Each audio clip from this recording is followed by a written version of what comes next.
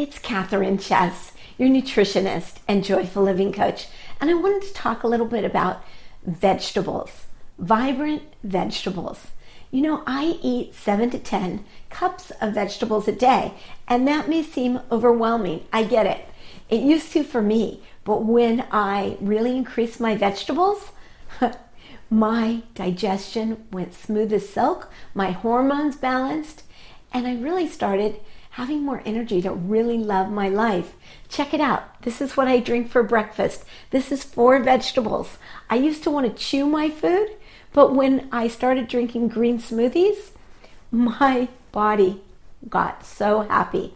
I'm on a mission to help you renew your energy, harmonize your hormones, and really love, love, love your life.